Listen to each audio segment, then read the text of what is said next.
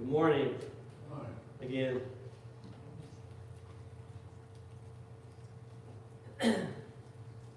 Back in 1943,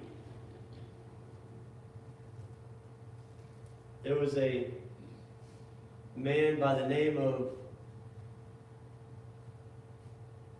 Robert Scott who wrote a memoir about him flying in World War II.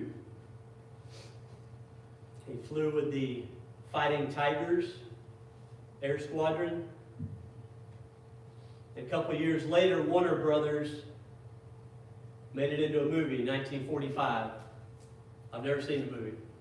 Don't know what it's about, but I bet you most of y'all have seen God is My Co-Pilot written somewhere. Am I right? Because we see it on bumper stickers or license plates, or maybe some window decals on cars. God is my co-pilot.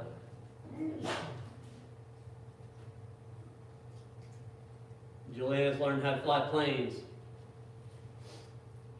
And when she first started out, she's getting a lot better, and she's about to be, she's been doing solo flights, so she is the pilot of that airplane when she's up there by herself. When she was first starting out, you had the pilot who was in control, and then Juliana was the student or maybe the co-pilot, right?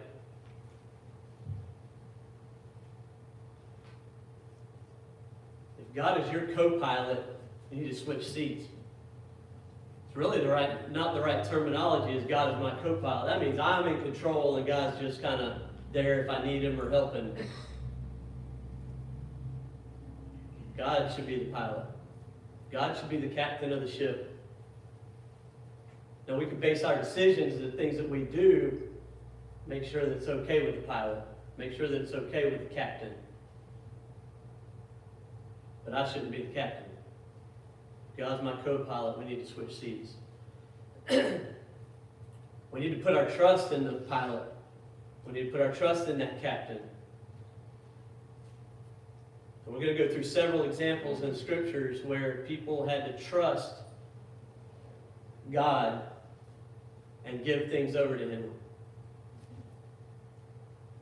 Because when we try to take that on, number one, it's too much. Number two, and I'm guilty of it. And we'll talk about that later too, but I'm guilty of trying to. It's hard for someone to give things over to God and let him be in control. Moses, after fleeing Egypt, God appeared to Moses at a burning bush and commanded him to return to lead the Israelites out of slavery. We talked about that in the big picture. We've gone through the whole Old Testament, right? And a lot of these things we're going to be bringing back up because we've talked about that over the last few months. But what did Moses do? He argued with God and said, look, I'm not a good speaker, or who am I? I'm going to go back there and they're not going to listen to me. He gave God a bunch of arguments and listing his own perceived shortcomings and questioning the feasibility of God's mission. Eventually, he trusted and obeyed God's plan, even though the task seemed impossible. But he had to rely on God. He had to trust in God. Turn with me to Genesis chapter 12. Genesis chapter 12.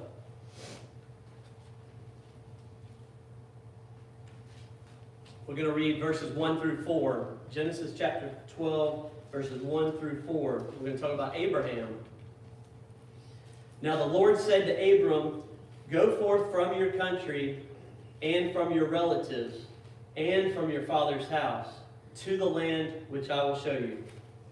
And I will make you a great nation, and I will bless you, and I will make your name great, and so you shall be a blessing. And I will bless those who bless you, and the ones who curses you I will curse, and in you all the families of the earth shall be blessed. So Abram went forth as the Lord spoke to him, and Lot went with him. Now Abram was 75 years old when he departed from Haran. He didn't know where he was going. God said, I need you to go. Here you are, 75 years old. He had to have complete trust in God. And he did. Who's some other people that just followed God or Jesus? The apostles. You remember he came, hey, follow me. Hey, follow me. Hey, follow me. And they just left everything. You got Simon, Peter, and Andrew, his brother. These brothers were fishermen who left their nets and boats. Basically, they're, just left everything right there where it was when Jesus called them to be fishers of men. James and John, they were also brothers, the sons of Zebedee, were partners with Peter and Andrew in their fishing business and left it all to follow Jesus. Matthew, the tax collector, he left a profitable and socially ostracized profession along with his wealth and status to follow Jesus. It wasn't like he didn't have anything and he just, I don't know what else to do, so I'm going to follow Jesus. No, he had a very lucrative business going on, being a tax collector for the Roman government. But they just left everything and followed Jesus. Abraham also demonstrated extreme trust by preparing to obey God's command to sacrifice Isaac, believing that God could and would provide a way forward. He said it. God will provide. He worshiped God and consistently obeyed God's directives throughout his whole life, showing his faith was a way of life, not just a single belief. He lived as a foreigner in the promised land, trusting that God's promise of the land for his descendants would be fulfilled. And if you remember, we talked about Joseph, Jacob's son. And Joseph's brothers sold him into slavery, threw him in a pit, made his dad think that he was dead, sold him into slavery, got shipped off to another country, went to Egypt. So if you're Joseph, you could be thinking, man, this is a lot of bad stuff that's happening to me. My brother sold me, threw me in a pit, sold me. Now I'm on my way to be a slave in Egypt, a foreign land, all by myself. When 2 days ago, I was daddy's favorite, and I had, wealthy family, and I had the coat of many colors, and now look at it. Man, I've lost everything. But he didn't have that attitude. God found favor God found favor with him by his faithfulness and the decisions that he made, being an upright citizen and trusting in God, trusting that God had a plan for him. Later, he was falsely accused and thrown in prison. Again, Joseph could have been, woe is me. Look at the life that I've got. I got sold into slavery, and now I'm in prison. What's going to come to me? And one of the guys that's in prison with me is, being executed by Pharaoh. Am I next? But he had a good attitude. Finally, he was able to get out of prison, work his ways back up to the ranks, and later on was able to save the whole country and his family from a great famine. So instead of having a bad attitude about it, he trusted in God. And in Genesis chapter 50, verse 20, he told his brothers later, let's say about 20 to 25 years, I don't know the exact, I didn't do the math, but let's say 20, 25 years later, after being sold into slavery, he sees his brothers again. And brothers don't know him at first, and he comes around and he finally lets them know who he is. And they're very apologetic. They're very, they're worried about what's going to happen to them. He said, look, you intended to harm me, but God intended it all for good. He had to trust in God. Somebody else that put total faith and trust in God was Job. Job trusted God even after suffering immense and undeserved loss, maintaining his faith despite overwhelming hardship. He trusted God even without the understanding of the circumstances. We're reading Job, so we get to see behind the scenes. We see the background spiritually, what's going on and why. you think about Job living his life, wealthy, his kids' wives, all the families getting along, they're having a feast. He's got a lot of livestock. He's doing well, and he's faithful to God. Lost it all one day. If you remember when we talked about that a few weeks ago, a messenger came in and said, hey, a huge wind came and blew the house down and killed all your people. Hey, this happened and all your livestock are gone. Hey, this happened and all. It was bam, bam, bam, just one after the other. Have you ever had problems in your life where it feels like it doesn't stop? It's like, man, you have something that hits you. Okay, and then something like turn around, something else hits you, something else hits you. You don't know what's going on behind the scenes. How you're being tested, and how are you going to react? How is that going to affect you?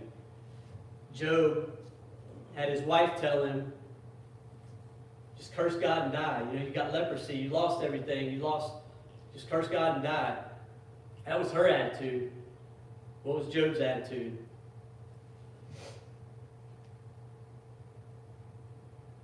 So he trusted God even without understanding the circumstances with it, which is a powerful example of trusting God through pain and loss.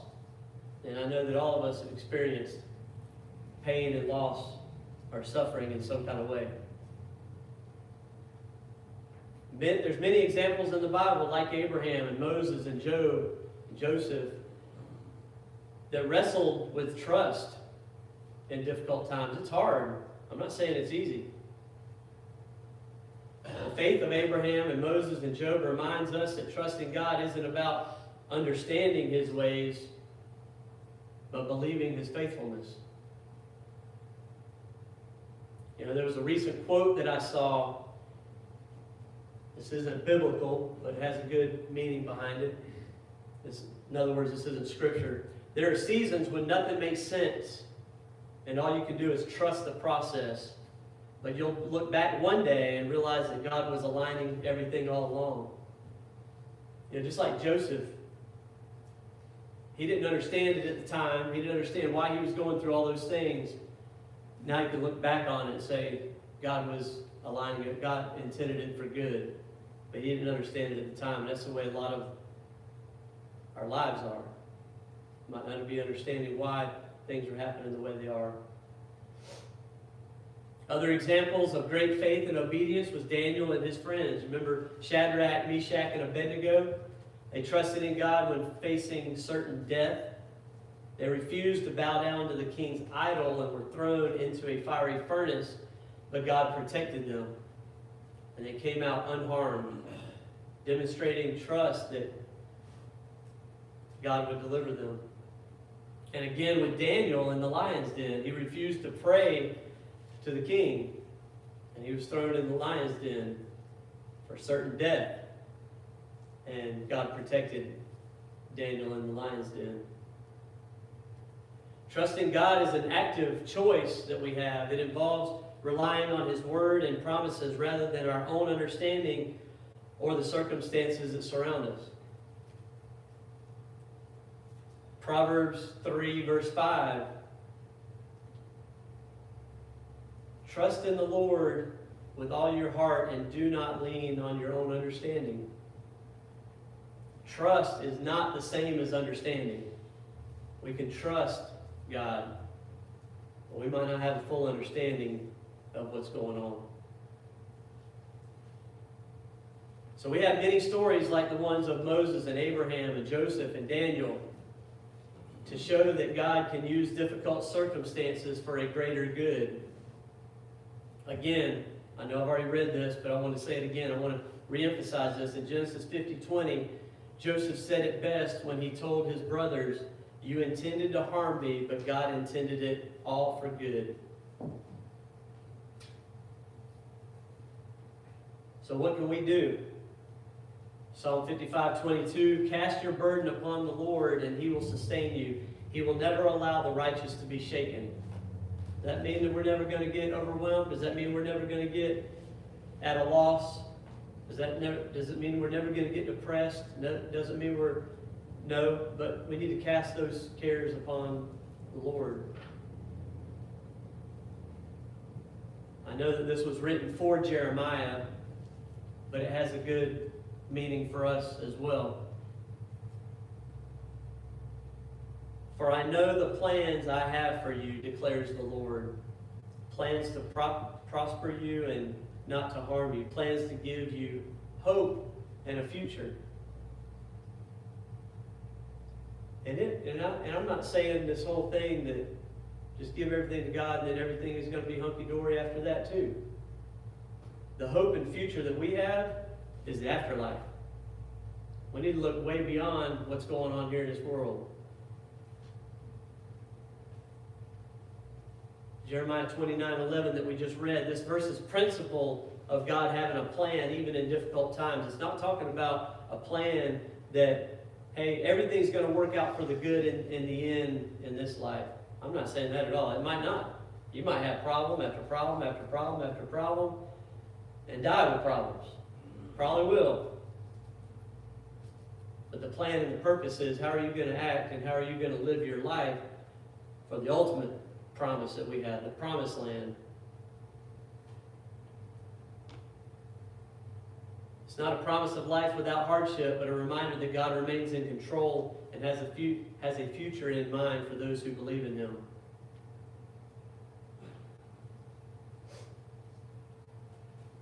I wrote examples down here.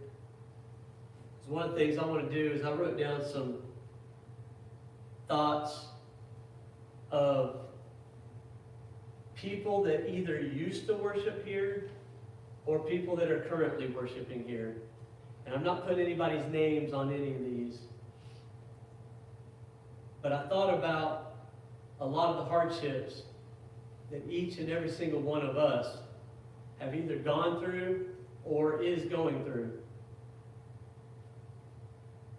And as I went down the list and started making these notes, it's pretty heavy.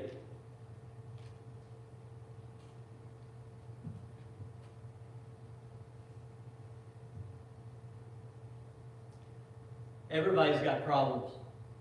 Everybody has personal challenges in their lives, and it's hard to cope with.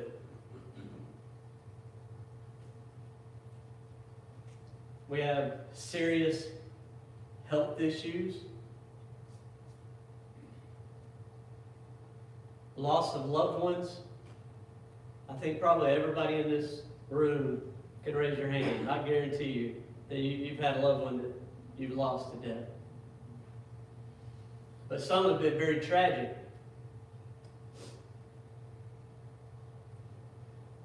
Very tragic. Some have been suicide.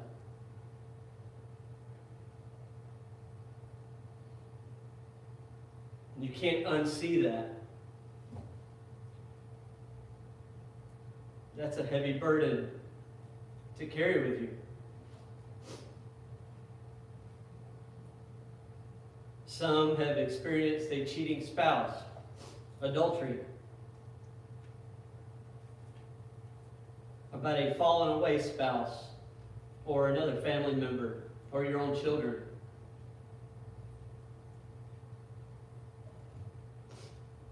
Homosexuality.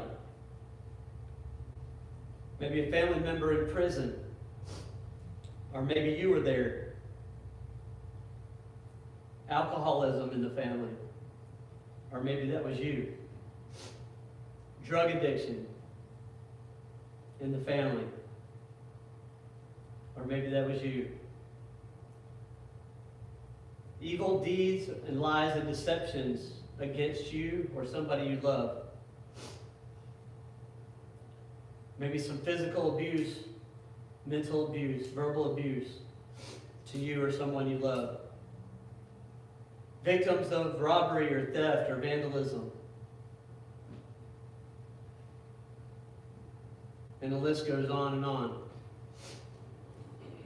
And maybe there's a string of bad things that happen in a row. And you ask, what's next? Sometimes it gets overwhelming. Or maybe just the feeling of being overwhelmed, of life in general. Just life stuff. Life balance, work, bills, finances, relationships, responsibilities. I remember one time in my life, and I brought this up before, in 2008, when the company that me and Jennifer both worked for went out of business. So we were both without a job with 3 kids. And me being the head of the household, you don't think that weighed on me?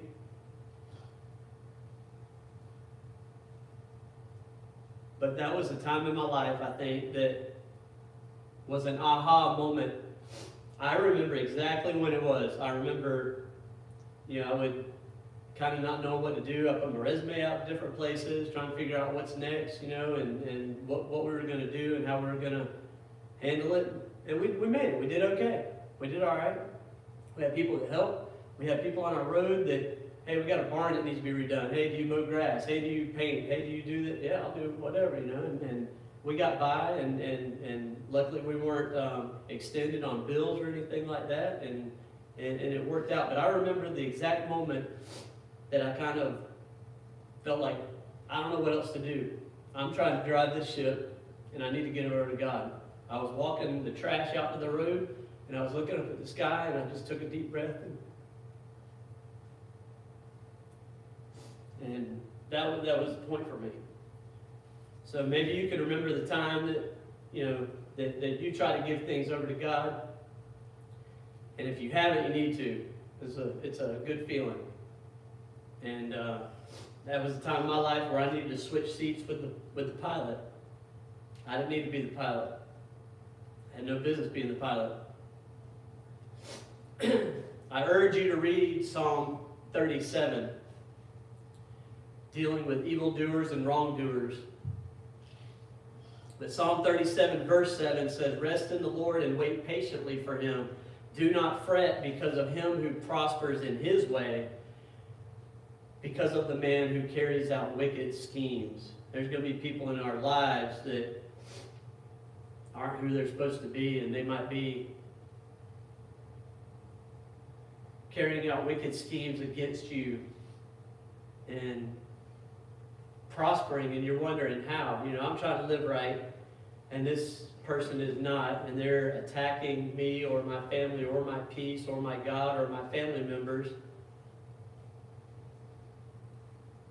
And we don't understand it.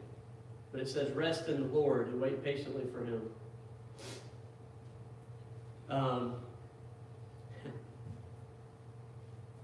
Romans chapter 12. Let's read that real quick. Romans chapter 12.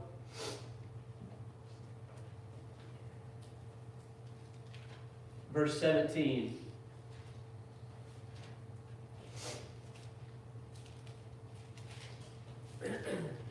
Verse 17 through 21. Never pay back evil for evil to anyone. Respect what is right in the sight of all men. If possible, so far as it depends on you, be at peace with all men. Never take your own revenge, beloved, but leave room for the wrath of God. For it is written, vengeance is mine, I will repay, says the Lord. But if your enemy is hungry, feed him. If he is thirsty, give him a drink. For in so doing, you will heap burning coals on his head.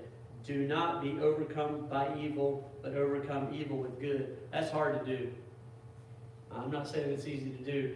It's in the Bible we need to do it, but I'm not saying it's easy to do at all. I want to bring up, most of y'all might remember a man that came here a few years ago, about 5 or 6 years ago. He died of COVID, but it was Joseph Coney. And I don't know how many of y'all spent very much time with Joseph. And I had several lunch dates with him, and we talked on the phone quite a bit. And he had number one, he started up a funeral business over in Lakeland. And from what he said and from what I understand, there was some family disputes, and daughter ended up taking over the company and basically kicking him to the curb, and he became homeless. He had another daughter that her boyfriend killed her. And I was with him one time when he was talking to this young man on the phone. And he told me who it was. And it was a civil conversation with this guy that killed his daughter. And I asked him how he could do that. And he pointed this verse right here.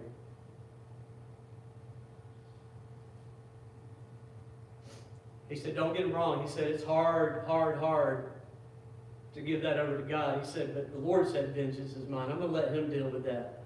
He said, I'm going to do whatever I got to do while I'm here on this earth to be right, is what he told me. And I cannot even fathom if somebody killed one of our children, being able to call him on the phone and talk to that guy like we're buddies. I cannot even comprehend that. But that's what Joseph did. And I thought the world of that. But he cited this verse right here, vengeance is mine and I'll take care of it. And he said, I'm going to let God do what God does. He said, that's not for me, and I'm going to do what I need to do while I'm here. Psalm 56, 3-4. When I'm afraid, I put my trust in you, and God, whose word I praise, and God I trust. I shall not be afraid. What can flesh do to me? I'm going to go backwards a little bit and talk about Noah. Noah put his trust in God. God told him in Genesis 6, 14-16, so make yourself an ark of cypress wood, make rooms in it, and coat it with pitch inside and out. This is how you are to build it. The ark is to be 300 cubits long, 50 cubits wide, 30 cubits high. Make a roof for it. Leave below the roof an opening 1 cubit high all the way around. See, I always thought it was one window and one door, but it sounds like it was a window right underneath the roof all the way around for ventilation, I'm sure, and to get some air in there. Put a door on the side of the ark and make lower, middle, and upper decks. So you got 3 decks. It says Noah did everything just as God commanded him. He trusted in God. That's kind of a biblical depiction. You know, you always see the boat-looking thing with the giraffe sticking out and all the animals looking all happy on the cartoon and everything, and that's probably not what it looked like. It probably looked more similar to this. So the materials, gopher wood, the dimensions, the rooms inside, the 3 decks, the light or the window, the door on the side, covered inside and outside with pitch. Noah built the ark. Right? It wasn't a boat. It was a box. And the reason why it wasn't a boat, Randall's not here, but Kenny knows. Anybody else who drives a boat? There was no rudder. There was no steering wheel. God shut the door and sealed him in. See, Noah wasn't supposed to drive this thing. Noah wasn't supposed to be the captain of the ship.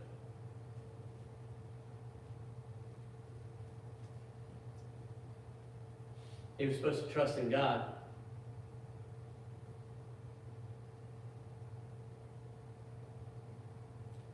There's a country song that's been out for many years. I think it's Carrie Underwood, I think, that sings it.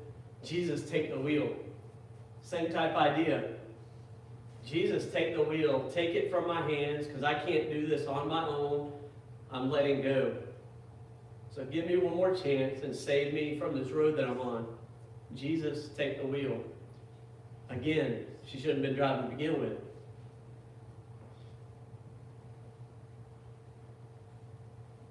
Let me see a show of hands. Everybody remember this verse in the Bible? God's not going to give you more than you can handle. It's not in there. That's 2 Opinions 3:16. It's not in the Bible. It doesn't say that God is not going to give you more than you can handle.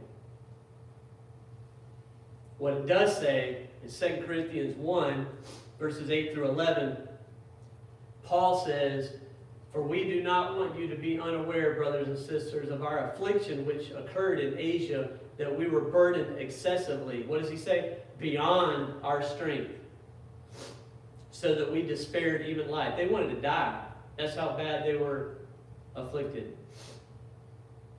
Indeed, we had the sentence of death within ourselves, so that we would not trust in ourselves but in God. That was the purpose. So they were pressured so much and afflicted so much that they couldn't rely on themselves, that they had to turn it over to God. The God who raises the dead, the God who rescued us from great danger of death and will rescue us. He on whom we have set our hope, and he will yet deliver us, if you also join in helping us through your prayers, so that thanks may be given by many persons in our behalf for the favor granted to us through the prayers of many. So not only is he trusting in God, but also he's requesting the prayers of many. So if you feel overwhelmed, you feel like you need to, you just can't handle it, you give it over to God, but you also ask for prayers of everybody else. Many persons in our behalf, it says, for the favor granted to us through the prayers of many. Think about Paul and his life. 2 Corinthians chapter 11, it says that he was imprisoned multiple times, beaten many times, and you remember what we talked about earlier, without number. So if he was beaten by the Romans, they didn't have a, hey, we're only going to scourge you this many times. It's beaten without number. That means whipped and whipped and whipped and whipped and whipped and whipped. In danger of death, oftentimes. 5 times beaten by the Jews. So there's 39 lashes, 5 different occasions. 3 times beaten with rods. He was stoned 1 time, shipwrecked 3 times, a night and a day he spent out in the deep. And then he goes on to say, and also, in addition to all that, frequent journeys and dangers of rivers and robbers and countrymen and Gentiles, and wilderness, the city, the sea, false brethren, sleepless nights, hunger, thirst, without food, and cold and exposure. But what is his conclusion? After all of that, he says this about all of this. He calls it a light affliction. He says, therefore, in 2 Corinthians 4, verses 16 through 18, he says, therefore we do not lose heart, but though our outer person is decaying, yet our inner person is being renewed day by day. For momentarily, light affliction is producing for us an eternal weight of glory far beyond comparison. So he's comparing that tragic affliction that he was going through, all of those things, that's small stuff compared to eternity. Compared to the glory far beyond all comparison. Can't even compare. How many times have we gone through something and then 5 years later, 10 years later, 20 years later, whatever it is, look back and go, you know, I was super overwhelmed during that time, and it was, I don't know how I was going to get past, I got past it. Yes, it was still a bad occasion, but it's not so bad now. You think about eternity. We're just here for a little tiny little speck of a blimp in our time compared to all eternity. Says far beyond all comparison, while we look not at the things which are seen, but which are the things that are not seen. For the things which are seen are temporal. It's temporary. This is temporary. But the things which are not seen are eternal. John 16:33, Jesus said to the apostles, "These things I've spoken to you so that in me you may have peace. In the world you have tribulation." So Jesus or God never said you're not going to have problems. Come follow me. Matter of fact, he said the opposite. You're going to have a lot of problems being a Christian and you're following me. You're going to go through a lot. And he told the apostles that. He told us that. But the biggest thing, you're going to have tribulation in the world. But guess what? Here's the good news. I've overcome the world. I've overcome death. And I've provided a way for you for heaven, for all of eternity. There's another quote that I saw recently. It says, "Prayer is the cure for a confused mind, a weary soul, and a broken heart." And we've already read the verse where Paul was requesting prayers of many to help him get through. 1 Corinthians 1:11, "If you also join in helping us through your prayers, so that thanks may be given by many persons in our behalf for the favor granted to us through the prayers of many." In Philippians chapter 4, verses 6 through 7, it says, "Do not be anxious about anything, but in everything by prayer and supplication, with thanksgiving let your requests be made known to God. And the peace of God, which surpasses all understanding, will guard your hearts and your minds in Christ Jesus." Do you have that peace? Do you have that peace that surpasses all understanding? I don't understand it. But I do know when you give it over to God, you truly give it over to God, there is a weight lifted off of you. And you can't have that unless you're a Christian. People that live this life and think that this is all there is to it, like I said, it's just a speck of a blimp of a small little tiny fraction of all eternity. You can't even put a dot on it. And when we live our lives that this is all there is, as D. Bowman used to say, if you miss heaven, you just missed all there is. You've just missed it all. And you won't have that peace